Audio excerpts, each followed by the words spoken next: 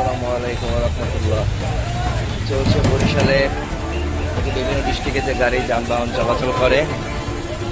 ঈদ উপলক্ষে ঈদকে সামনে রেখে যাতে কোনো প্রকার অপ্রীতিকর ঘটনা না ঘটে সেজন্য ম্যাজিস্ট্রেট সহ প্রশাসনিক দিক এখন নতুল্লাবাদ স্টেশন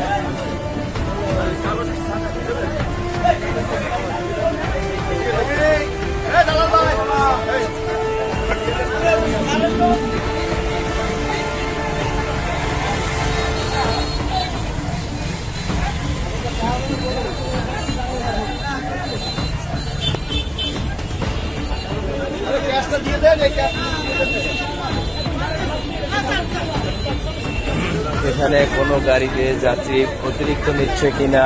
এবং হয়রানি হচ্ছে কিনা যাত্রীরা এটা তদন্ত করছে।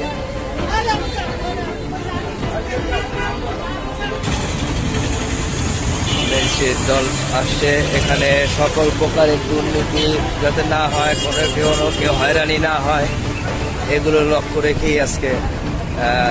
আগামী কোরবানির ঈদ যাতে সঠিকভাবে সুন্দরভাবে মানুষজন পালন করতে পারে এই আশায় ব্যক্ত করে আমি মাইনুল ইসলাম কাউসার এবং